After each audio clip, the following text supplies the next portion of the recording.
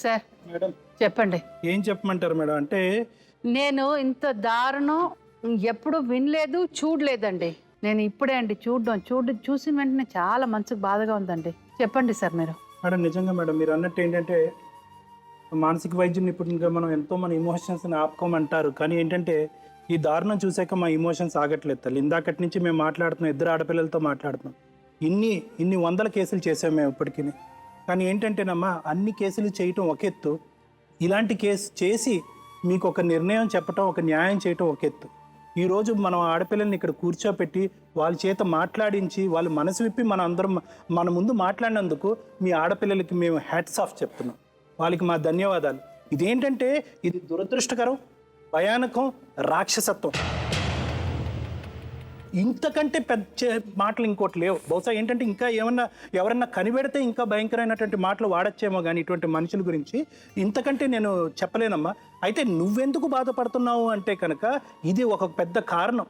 ఎందుకంటే నీ భర్త గురించి నీకు తెలిసినంతగా ప్రపంచంలో ఎవరికీ తెలియదు. అంటే ఇంత రాక్షసత్వం చూపించినటువంటి ఒక వ్యక్తి కన్న కూతురు వచ్చి నీకు వచ్చి చెప్పినప్పుడే నీ కళ్ళు తెచ్చుకున్నాయి, బయటపడింది. అంతకుముందు ఈ మనిషి యొక్క వ్యక్తిత్వాన్ని నువ్వు అసెస్ చేయలేకపోయావు అనేటటువంటిది అది దురదృష్టకరం. ఈ మనిషి వచ్చి అన్న ఉన్నా గెంజి నీళ్లు పెట్టి కరెంటు లేనటువంటి ఇంట్లో పిల్లల్ని పెంచి 3 ఆడపిల్లల్ని నరకం చూపించినప్పుడు ఎందుకమ్మా నీకు అంత ఓపిక? అక్కడ ఏంటంటే కనుక బ్రతుకు తెరువు లేక, దిక్కు లేక, ఇంకో పని చేయలేక ఇతన్ని కాపాడుకుంటూ వచ్చావు. దీనికంటే భయంకరమైనటువంటిది ఏంటంటే మన ఇంట్లో ఉండేటటువంటి ఒక వ్యక్తే, కన్న తండ్రి అనేటటువంటి వాడు తాగుతాడు, తిరుగుతాడు, భయంకరంగా ప్రవర్తిస్తాడు. ఇంకో విధంగా ప్రవర్తించినా కూడా పిల్లలు మాత్రం అతన్ని తండ్రి కిందే పరిగణిస్తారు. ఆ పిల్లల యొక్క మానసిక పరిస్థితి బహుశా ఏ టెక్స్ట్ బుక్లో కానీ ఏ సైన్స్లో కానీ ఉండదమ్మా. కానీ ఈరోజు వివరించాలి కాబట్టి వివరిస్తున్నాను తల్లి. అయితే ఇది 3 విధాలుగా ఉంటుంది మేడం. ఒకటి, ఇది ఒక భయంకరమైనటువంటి మానసిక పరిస్థితి. అంటే ఏంటంటే ఇది మానసిక జబ్బు. అంటే కనుక ఇతని మీద మనకు సంతాపం వస్తుంది, బాధ కలుగుతున్నారే జబ్బుతో బాధపడుతున్నాడని. దయచేసి టెక్స్ట్ బుక్కుల్లో అది జబ్బుగా పరిగణించినా కూడా నేను దాన్ని జబ్బుగా పరిగణించదలుచుకోలేదు. నెంబర్ 2, దీనికి తాగుడు కారణం అంటే కనుక దాన్ని ఇంకా ఖండిస్తాను. ఎందుకంటే ఎంత తాగినటువంటి వ్యక్తి అయినా కూడా తండ్రి పాత్రకి, ఒక మగాడి పాత్రకి కామంతో కళ్ళు మూసుకుపోయేటటువంటి విధంగా ఏ మనిషి తాగడు అని నేను అనుకుంటున్నాను. అంటే కన్న కూతురు అంటే ఎవరో కూడా తెలియనటువంటి పరిస్థితిలో ఒక మనిషి తాగుతాడు అని నేను అనుకోవట్లేదు. కాబట్టి జబ్బు అనేటటువంటి మాట ఉపయోగించి 1 ఇంచు కూడా చిన్న స్థాయిలో చూపెట్టేటటువంటి ఆలోచన నాకు లేదు. దానికి సంబంధించినటువంటి పనిష్మెంట్ అతను తీసుకుంటాడు.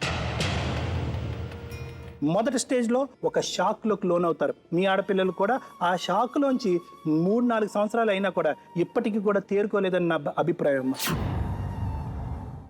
అమ్మా, అలాంటి వాళ్ళది నిజమైన ప్రేమ కాదు, అది వ్యామోహం. ఎగ్జాక్ట్లీ చిన్నత్త, నిజంగా ప్రేమించుకున్న వాళ్ళు అలా చేయరు. ఎంత మనసు విరిగిపోతే కన్న కూతుర్ని పట్టుకొని మా దృష్టిలో చచ్చిపోయా ఉంటుందా తల్లి? అది సరే అమ్మా, తన కూతురుతో తన మాట అనేటప్పుడు ఆమె మాటల్లో వ్యథ, కళ్ళల్లో బాధ గమనించావమ్మా? పెద్దబాబుకు బర్త్డే విషెస్ చెప్పు కూడా వెళ్ళాం కదా. ఊరికే ఎలా కాలిపోతుంది? మంట పెడితేనో పడితేనో తగలబడుతుంది.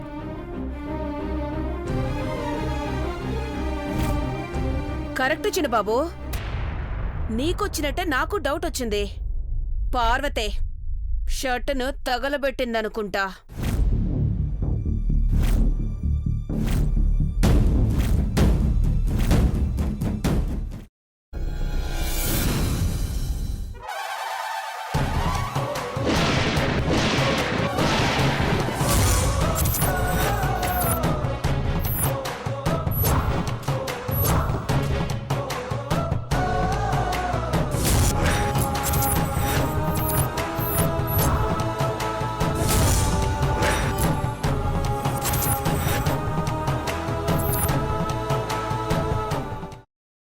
తర్వాత పొట్టు తీసేసి చాప్ చేసి పక్కన పెట్టుకోవాలి.